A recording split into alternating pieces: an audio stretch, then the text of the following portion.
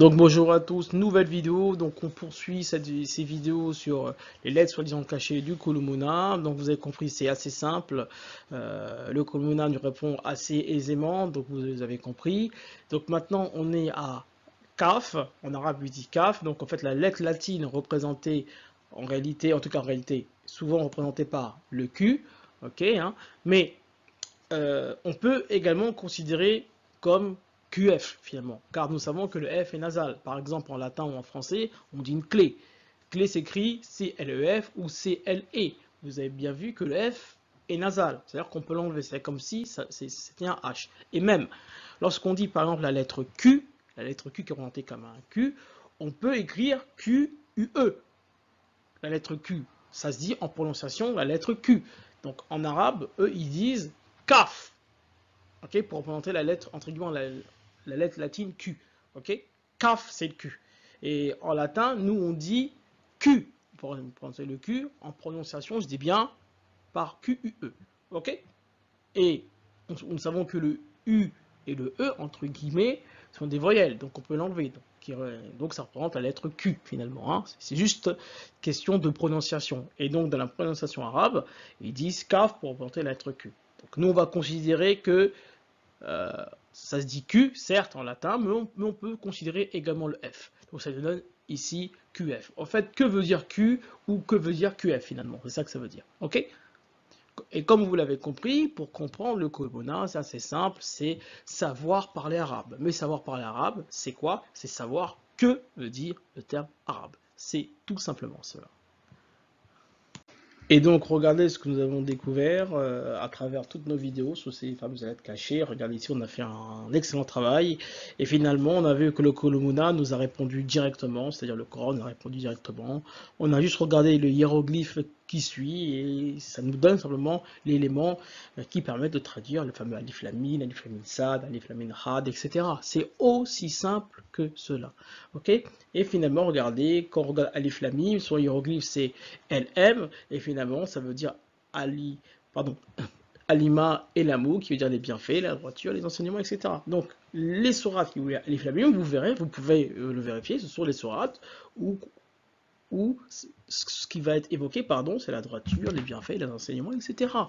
Si on prend les ou la sourate qui parle de TS, donc ça parle en fait de la mort, de poser, d'annoncer, de certifier, de prévoir, etc. En fait, ces fameuses lettres cachées, soi-disant du Kulumuna, c'est juste, en fait, ça vous donne, on pourrait dire, un titre, ou également, ça vous donne également le contenu de la sourate, de quoi ça va parler. Et finalement, on verra beaucoup plus tard quand on va encore plus approfondir les hiéroglyphes, même si j'avais déjà commencé les hiéroglyphes, vous verrez qu'en fait, le Kulumuna, c'est-à-dire le Coran, en fait, tout est hiéroglyphique. C'est-à-dire que tout, là, avec notre niveau actuel, on est à 5%, entre guillemets, de la réalité.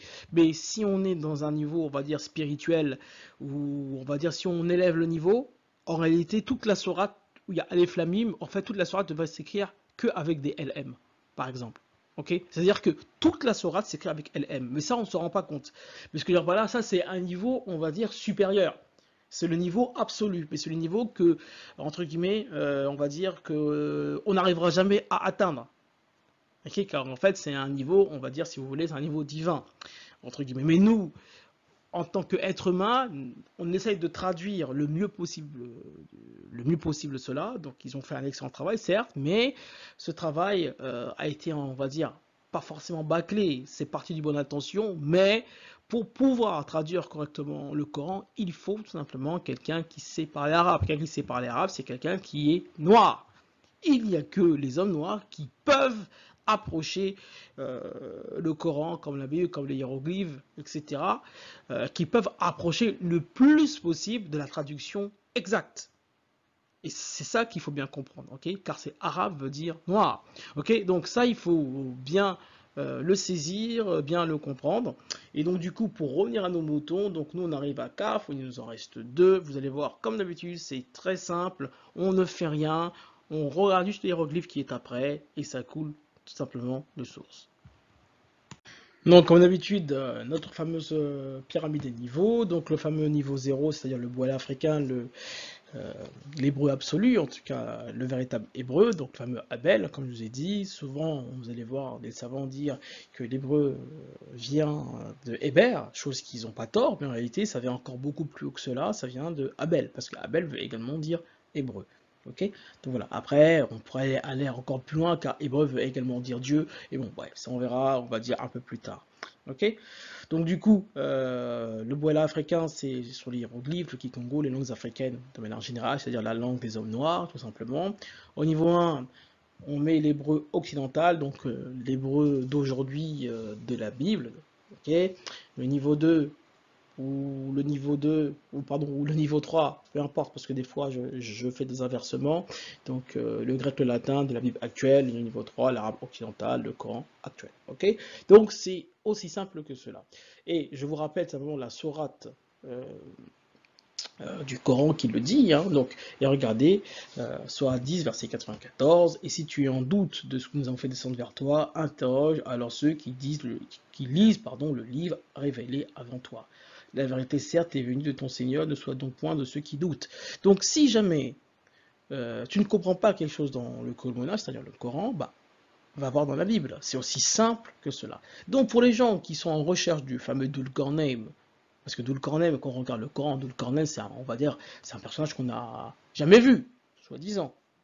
Mais on te dit que si tu ne comprends pas, si tu as des doutes, bah, interroge ceux qui étaient là avant toi. Ça veut dire quoi? Ça veut dire que si vous ne savez pas qui est Dul-Qarnayn, allez voir ce qui est dit dans la Bible. Si vous ne comprenez pas qui est Lockman, allez voir qui est dans la Bible. En faisant cela, vous allez trouver quels sont ces personnages en question.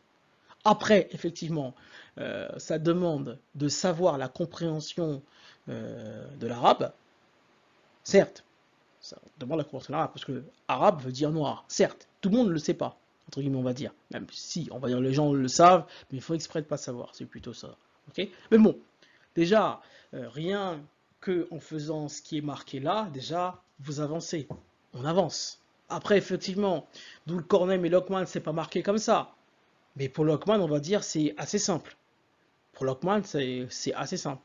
Okay. Pour Dulcornem, on va dire c'est un peu plus difficile, on va dire ça comme ça, mais en fait finalement c'est simple aussi. Mais vous verrez pourquoi je dis ça lorsque je ferai la vidéo. Ok. Mais bref. Donc voici la fameuse pyramide des niveaux. Et donc là, notre fameux dictionnaire étymologique, souvenez-vous qu'à l'origine, il n'y a pas de voyelles. Ce qui est le plus important dans le texte, ce sont les consonnes. Ok. Et ici, on vous met l'étymologie, ici, hein, donc on vous rappelle l'étymologie. Donc on a découvert il n'y a pas longtemps que le F égale le V égale le T. Donc on met des exemples. Donc en Lingala Kikongo, au Lingala pardon, Kikongo, on peut dire Fanda comme Venda comme Tanda, et ça veut également dire la même chose, ça veut dire demeurer, descendance, etc. Donc ça veut dire qu'en réalité, le F comme le V comme le T, ça veut dire la même chose. Okay, parce que la signification est la même. Et souvenez-vous aussi, on avait vu aussi que le F égale le H, souvenez-vous, hein.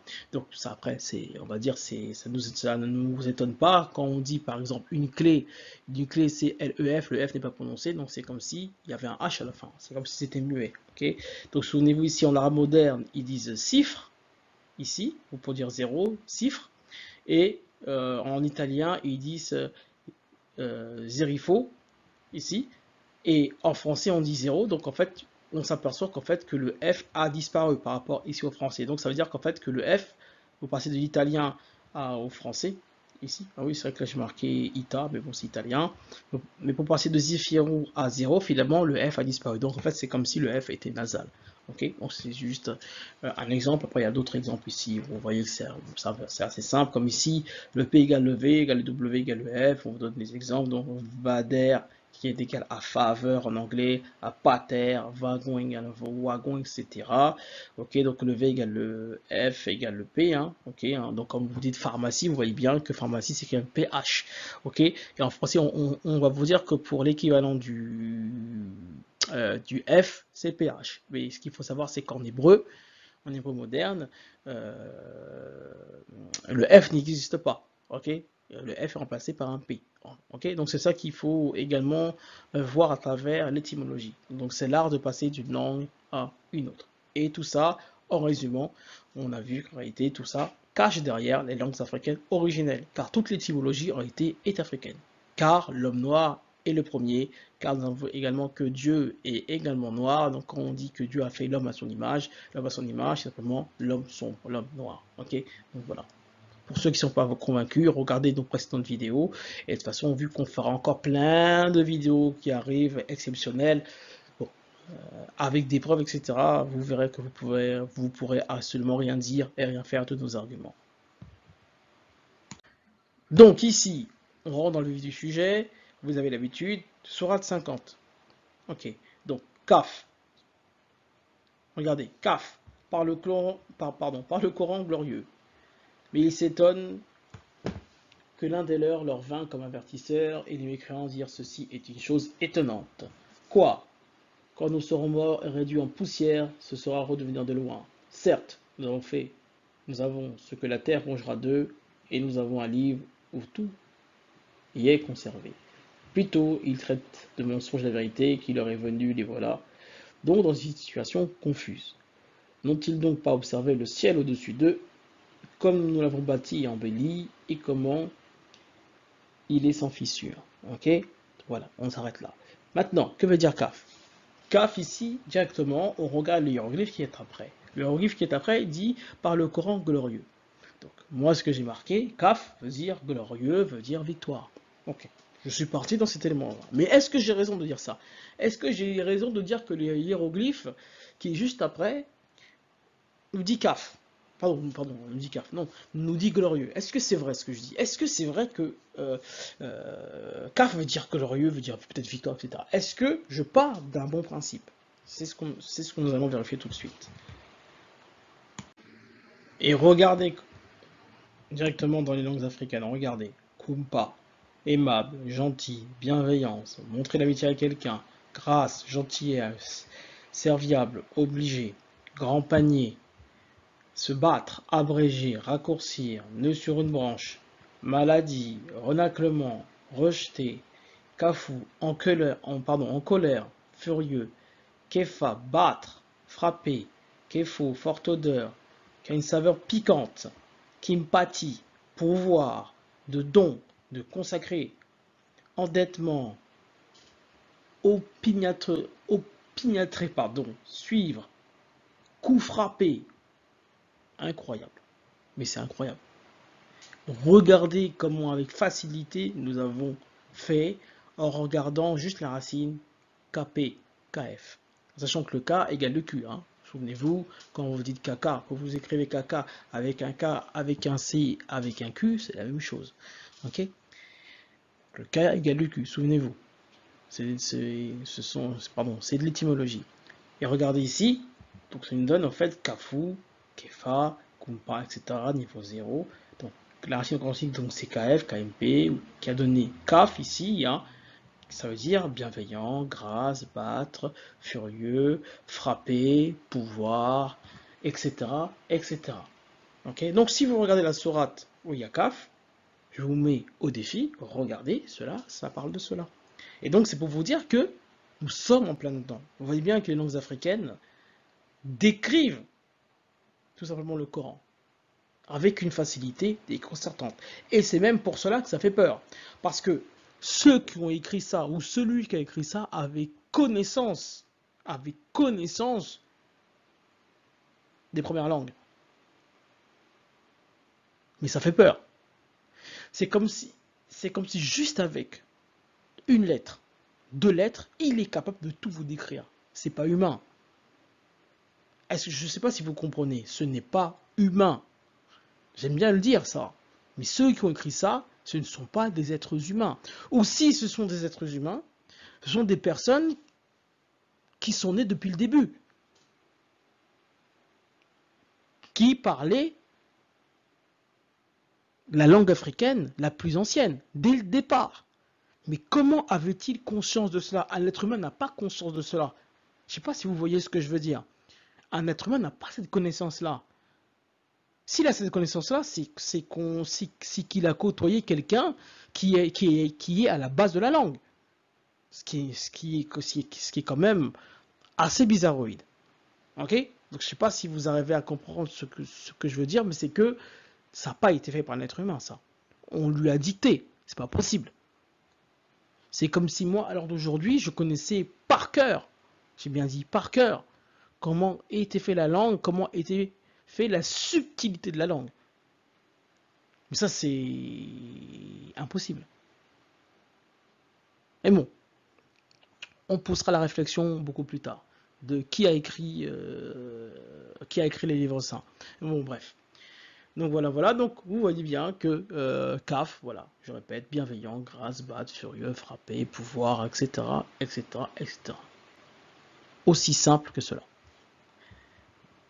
Et donc regardez en hébreu occidental, donc le fameux niveau 1. Donc là, on a vu ce que dit la mère, ici le niveau absolu, mais vous allez voir que le terme kaf se retrouve également en hébreu occidental. Ok, donc que dit le Kulmona? Donc si vous ne comprenez pas, regardez ceux qui étaient là avant vous. Et regardez, il y a le terme kaf ici. Dans le terme kaf, on a vu ici, en hébreu occidental, ça veut dire pouvoir, creuser, exposer, travail, etc. Bah, c'est ce qu'on a vu ici avec le terme des langues africaines. Vous voyez bien que l'hébreu occidental, même si là, vous voyez bien que c'est un peu moins riche, entre guillemets, mais ça permet déjà d'avancer. Ça permet d'avancer. Ok? Donc, dire que kaf, ça veut dire commettre, exposer, travail, front, branche, etc., bah, c'est la réalité. C'est vrai. Ok? Donc, nous avons découvert le niveau 1, l'hébreu occidental, nous avons découvert le niveau 0. Voilà ce que veut dire kaf. Tout simplement. Donc on arrive au bout du bout du bout du bout de ces fameuses lettres cachées de Kolmuna. Excellent, excellent, excellent. Donc ici, ce fameux terme kaf, ici, donc la racine consonantique hiéroglyphe, ça correspond à kf et chez f. On a vu que dans les langues africaines, ça correspond à kafu, kumpa, kefu, etc. Donc voilà. En hébreu occidental, niveau 1, on a vu que ça correspond à kaf. Donc tout ça, les langues originelles, ça veut dire pouvoir, briller, bienveillance, frapper, etc., etc. Et le personnage, les personnes à qui ça correspond, ce fameux terme kaf, c'est le prophète Joseph et Japhet. Ok, en sachant que le J peut être considéré comme un Y. Ok, pour ceux qui ne savent pas, en hébreu occidental, on ne dit pas Japhet, on dit Yaphet. Donc le J égale Y. Parce qu'on a vu, hein, comme on dit Jésus, ça sera en latin, on dit Jésus, mais dans les langues africaines, on dit Yesu. Ok, donc le Y égale le J. Ou même en arabe occidental, on dit bien Issa. En fait, le J disparaît. Ok, et dans d'autres langues, etc. Ok, donc en fait, on se retrouve avec une racine consonantique qui est de SPH. Ok, nous savons que PH égale le F ou PH égale le P, peu importe, hein, car le P égale le F, souvenez-vous. Ah non, PH égale F ou P égale F. Donc du coup, on se retrouve avec une racine consonantique avec SPH ou SF. On sait que le S égale le K. Donc voilà. Ok, hein, donc égale le K, égale le Q. Ok, hein, donc on se retrouve que Japhet et Joseph portent en réalité le terme CAF. Ok, quand vous dites CAF, vous dites également Joseph, Japhet. Ok, donc voilà. Ok, donc j'espère que la vidéo vous a plu. La prochaine fois, ce sera Noon, et après, on aura terminé cette fameuse soi-disant lettre cachée de Kolona. Donc, vous avez vu, c'est assez simple à comprendre. On passe par les langues arabes, c'est-à-dire les langues de l'homme noir, et on traduit. Et même le Coran nous dit déjà comment faire. On a déjà la réponse dans le Coran. Vous avez également la réponse dans la Torah, dans les évangiles. Après, voilà, c'est pas très compliqué. Ok? Donc, j'espère que la vidéo vous a plu. Étudiants, étudiés, ciao, ciao.